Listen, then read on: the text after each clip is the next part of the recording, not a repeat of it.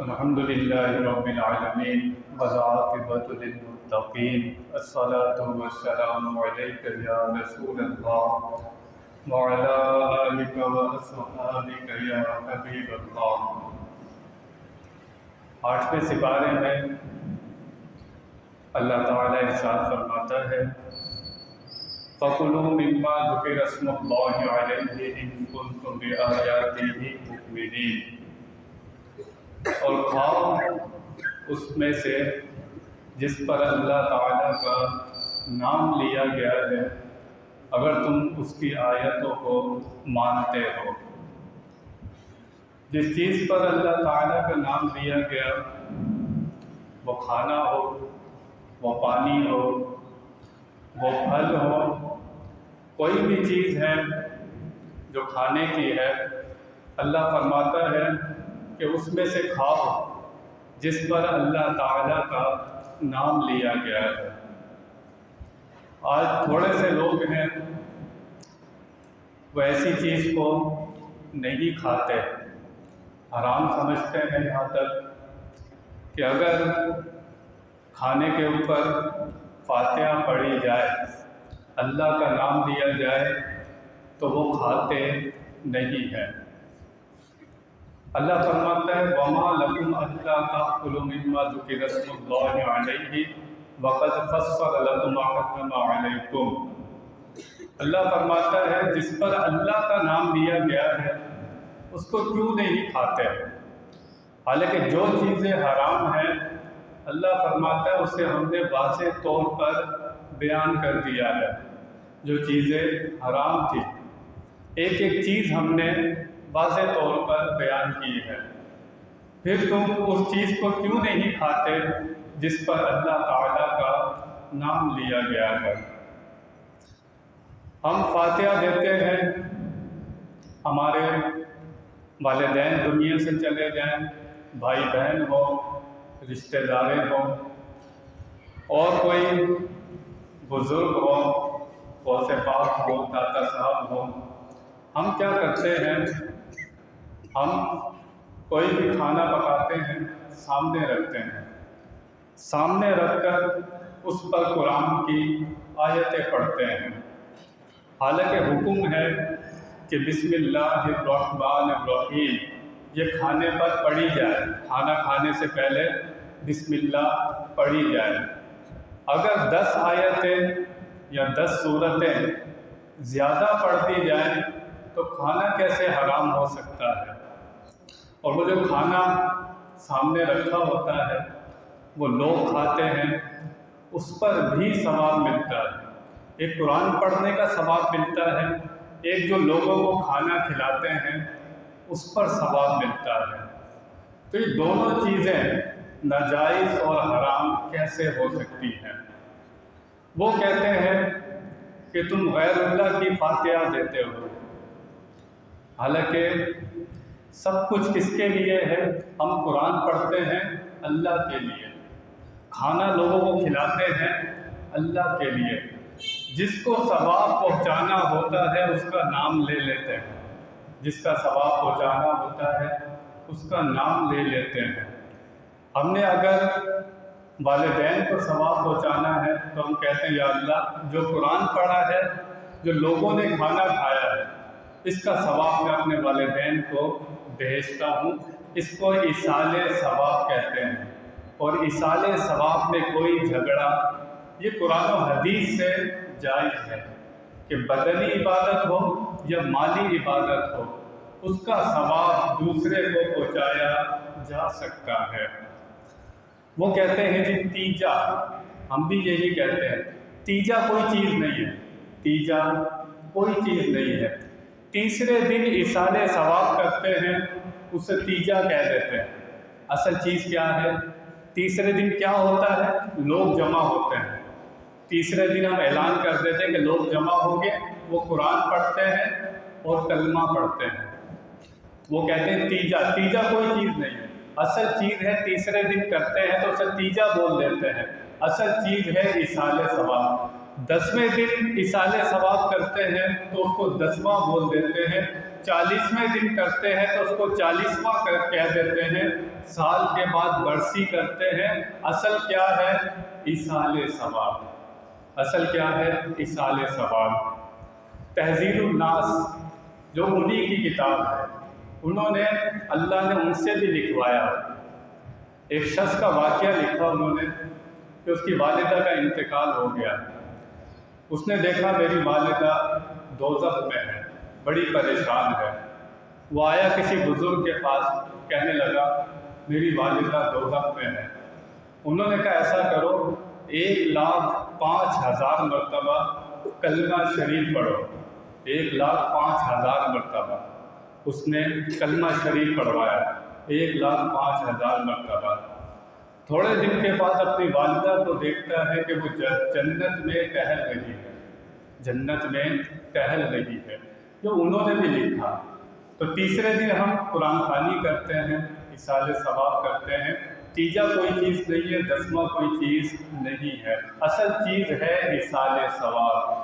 11ویں کرتے ہیں، 11ویں بھی کوئی چیز نہیں ہے، اصل چیز ہے ایصال ثواب۔ 11 مشہور ہے، غوث پاک کے وصال کی تاریخ ہے، اس وجہ سے 11ویں کہہ دیتے ہیں۔ 11 تاریخ کو جو ہم قرآن پڑھتے ہیں، لوگوں کو کھانا کھلاتے ہیں، اصل چیز کیا ہوتی ہے؟ غوث پاک کی روح کو ایصال ثواب کرنا، غوث پاک کی روح کو ایصال ثواب کرنا۔ اس میں کوئی جھگڑے کی بات نہیں ہے۔ اگر پھر بھی کسی کی سمجھ میں نہیں آتی تو جو قرآن پڑھتے ہیں اللہ کے لیے ہوتا ہے، کوئی اللہ کو ثواب نہیں پہنچا سکتا۔ کوئی اللہ کو اگر ثواب پہنچائے کافر ہو جائے، اللہ ثواب سے پاک ہے۔ تو ہم قرآن بھی اللہ کے لیے پڑھتے ہیں، لوگوں کو کھانا بھی اللہ کے لیے کھلاتے ہیں۔ نبی کریم صلی اللہ تعالیٰ علیہ وسلم کو ایصال ثواب کرتے ہیں، تحفۃً، ہدیۃً۔ ہم اپنے آپ کو ان کی نظر میں لانے کے لیے تحفہ پیش کرتے ہیں، ان کو تحفہ پیش کرتے ہیں۔ تو یہ نہ سمجھے کہ نبی پاک کو ایصال ثواب کریں گے ان کی شان میں، ان کے مرتبے میں کوئی اضافہ ہوگا، ایسی کوئی بات نہیں ہے۔ پوری دنیا میں کوئی نبی پاک پر درود و سلام نہ پڑھے کوئی فرق پڑتا، ان کی شان میں کوئی فرق نہیں پڑتا، ان کی شان ہر لمحے زیادہ ہو رہی ہے۔ اللہ تعالیٰ کا درود و سلام آتا ہے نبی کریم صلی اللہ تعالیٰ علیہ وسلم پر۔ اصل چیز ہے ایصال ثواب۔ حضرت ابو ہریرہ رضی اللہ تعالیٰ عنہ نے ایک شخص سے کہا تم مسجد اشعار جا رہے ہو، مسجد اشعار، میری طرف سے 2 نفل پڑھنا۔ اس مسجد میں تم جا رہے ہیں، 2 نفل پڑھنا میری طرف سے، میرے ثواب کے لیے کہ ابو ہریرہ کو ثواب پہنچے، یا ابو ہریرہ کی طرف سے 2 نفل پڑھنا۔ یہ حدیث موجود ہے۔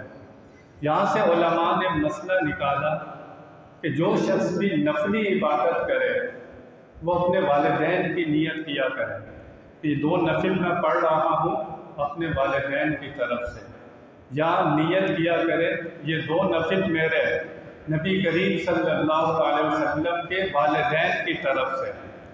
آپ کے ثواب میں کوئی کمی نہیں آئے گی، لیکن نبی کریم صلی اللہ علیہ وسلم کے والدین کی طرف سے کوئی نفل پڑھے گا، نبی پاک کی نظر میں آ گیا تو بیڑا پار ہو جائے گا۔ نبی پاک نے قربانی کی، قربانی کرتے ہیں نبی پاک، مینڈا ذبح کیا، نبی پاک فرماتے ہیں یہ قربانی میری پوری امت کی طرف سے۔ کیا فرماتے ہیں؟ یہ قربانی میری پوری امت کی طرف سے۔ جو غریب لوگ قربانی نہیں کر سکیں گے، نبی پاک نے ان کی طرف سے قربانی کر دی۔ کیا پتہ چلا کہ کسی اور کی طرف سے بھی کام کیا جا سکتا ہے، ثواب پہنچایا جا سکتا ہے، اس کو بھی نفع ہوتا ہے۔ تو اللہ فرماتا ہے کہ ہم نے تو جو چیزیں حرام تھی وہ قرآن میں، حدیث میں واضح طور پر بتا دیا کہ یہ چیزیں حرام ہیں۔ قانون کیا ہے؟ قرآن و حدیث کا قانون یہ ہے کہ جو چیزیں حرام تھی نا وہ بتا دی گئی، حلال چیزوں کی فہرست نہیں ہے، حرام چیزوں کی فہرست موجود ہے، حلال چیزوں کی فہرست نہیں ہے۔ اگر حلال چیزوں کی فہرست موجود ہوتی نا، اس طرح کے 10 قرآن ہوتے ہیں۔ کتنے قرآن ہوتے ہیں؟ 10 قرآن ہو جاتے ہیں۔ صرف حرام چیزوں کی فہرست ہمارے پاس موجود ہے۔ اب میں نے اس کلر کے کپڑے پہنے ہیں، یہ کپڑے پہننا جائز ہے ناجائز ہے؟ قرآن سے بتاؤ کہاں لکھا ہے؟ حدیث میں بتاؤ، نہیں ڈھونڈ سکتے۔ فقہ کی کتابوں میں بتاؤ، نہیں ڈھونڈ سکتے کہ اس کلر کے کپڑے، اس کلر کی ٹوپی پہننا جائز ہے یا ناجائز ہے۔ آپ یہی کہیں گے کہ اس پر منع کی دلیل نہیں ہے۔ ہاں، نبی پاک نے فرمایا مرد کو ریشم جائز نہیں ہے، مرد ریشمی کپڑے نہیں پہن سکتا۔ صرف جو چیز منع کرنی تھی اس کو منع کر دیا، قرآن میں ہے، باقی کپڑے جائز ہو گئے۔ جس کپڑے سے منع کرنا تھا اس کو روک دیا۔ اسی طرح پان کھانا ہے، لوگ پان کھاتے ہیں، جائز ہے ناجائز ہے؟ کہاں ڈھونڈیں گے؟ آپ کہیں نہیں ڈھونڈ سکتے۔ اس پر منع کی دلیل نہیں ہے۔ پان کھانے پر اگر منع کی دلیل ہوتی کوئی کھا نہیں سکتا۔ تو قرآن نے جن کاموں سے روکنا تھا، تم یہ کہہ رہے ہو کہ جس چیز پر قرآن پڑھا جائے وہ چیز حرام ہو جاتی ہے۔ اللہ فرما رہا ہے ہم نے تو حرام کی فہرست تمہیں دی ہے، تم اس کھانے کو حرام کہہ رہے ہو جس کھانے پر اللہ کا نام لیا گیا ہے، تو کہاں سے تم نے حرام کر لیا؟ اگر حرام ہے اللہ رسول نے تو حرام نہیں کیا، تم نے کیسے حرام کر دیا؟ تو یہ قانون یاد رکھیں۔ کوئی بھی آپ کو کہے کہ میلاد منانا حرام ہے، بدعت ہے، اس کو کہیں قرآن میں دکھا، حدیث میں دکھا، ایک حدیث دکھا دے، ہم میلاد منانا چھوڑ دیں گے۔ کہیں نبی پاک نے فرمایا ہو کہ میلاد کی رات کو میرا ذکر نہیں کرنا، میلاد نہیں منانا، کہیں لکھا ہو ہم منانا چھوڑ دیں گے۔ اسی طرح 11ویں ہے، 11ویں کی رات کو حضور غوث اعظم کو ان کا ذکر کرتے ہیں، کیونکہ حدیث میں ہے جہاں پر اللہ کے ولیوں کا ذکر ہوتا ہے وہاں پر اللہ کی رحمت اترتی ہے، اور جہاں پر محبوب خدا کا ذکر ہوگا وہاں پر کیا عالم ہوگا۔ تو جو چیز بھی جو آپ کو کہے جی شب برات ناجائز ہے، شب معراج منانا ناجائز ہے، اس کو کہیں دلیل ہے۔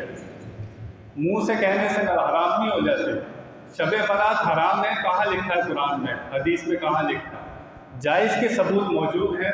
جو کوئی بھی کسی کام کو منع کرتا ہے دلیل اس کے ذمے ہوتی ہے، آپ اس سے کہیں دکھا، حدیث میں ہے، قرآن میں ہے۔ یہ قانون ہمیں قرآن و حدیث نے دیا ہے۔ جن کاموں سے روکنا تھا دیکھو قرآن میں ہے، چوری نہ کرو، شراب نہ پیو، زنا نہ کرو، چغلی نہ کرو، غیبت نہ کرو۔ جن کاموں سے روکنا تھا ایک ایک چیز سے روکا گیا ہے، جن کاموں سے روکنا تھا ایک ایک چیز سے روکا گیا ہے۔ جس کاموں سے روکا نہیں گیا وہ اپنی اصل میں جائز ہوتے ہیں، وہ اپنی اصل میں جائز ہوتے ہیں۔ تو اللہ فرماتا ہے فَكُلُوا مِمَّا ذُكِرَ اسْمُ اللَّهِ عَلَيْهِ إِن كُنتُمْ بِآيَاتِهِ مُؤْمِنِينَ۔ جس چیز پر اللہ کا نام لیا گیا ہے تم اسے کیوں نہیں کھاتے؟ اگر تم اللہ کی آیتوں کو مانتے ہو تو اس کو کھانا پڑے گا۔ اللہ تعالیٰ سمجھنے کی توفیق عطا فرمائے۔ وآخر دعوانا الحمد للہ رب